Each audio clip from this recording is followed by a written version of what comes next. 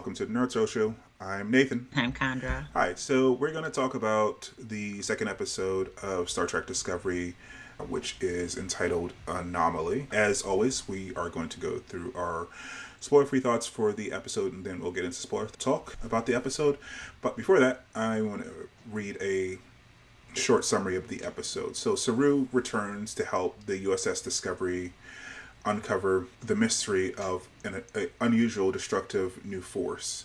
As Burnham leads the crew, she must also find a way to help Book cope with an unimaginable loss.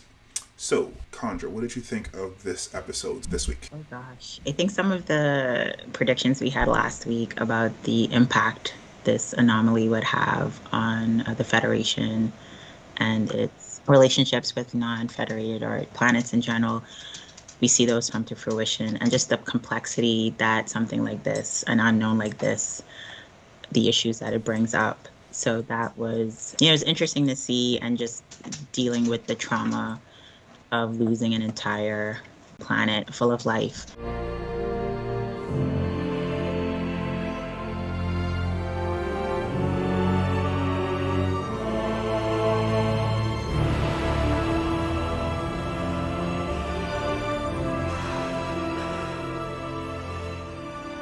They're gone.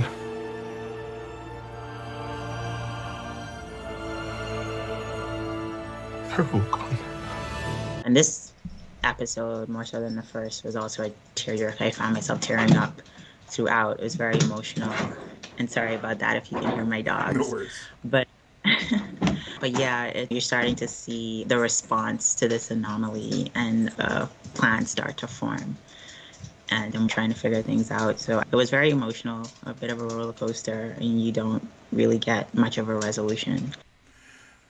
Yeah, I enjoyed the episode as much as you can enjoy something that's, like you said, is this emotional. I think it's a really good episode. If you are one of those people who complain about the fact that this version of Star Trek leans into the emotion and actually has the actors do a lot of work in that area, because there are people who complain that, I don't know, Michael Burnham is crying all the time, you won't like the episode. But I don't know why you're still watching 4 seasons in, maybe just to complain about that, because that's what the show is. They lean into the emotion. They don't act like automatons. And this is a very emotional episode. You imagine that it should be, because at the end of the last episode, Book lost his entire planet. There's a lot of emotion here. I think David Ajala as Book does a very excellent job in this episode. He's acting his behind off to show the depths of the despair of this character. Sonequa Martin Green is also very good in this episode. I'm not going to get into how, but Anthony Rapp as Stamets is also very good in this episode. How he plays a role in this episode is a bit too spoilery, but he does a... But you see his growth, his continued emotional maturity growth in this episode. Yeah, he's really good in this. I think it's probably one of his best episodes, and he's had some really good ones. When they give him something to do, he always delivers, and he was really good in this episode.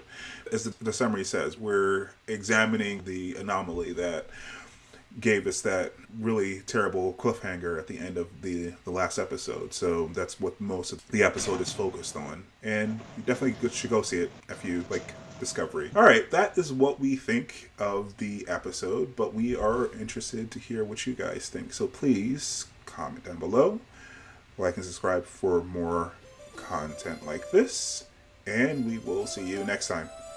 Thanks. Bye, guys.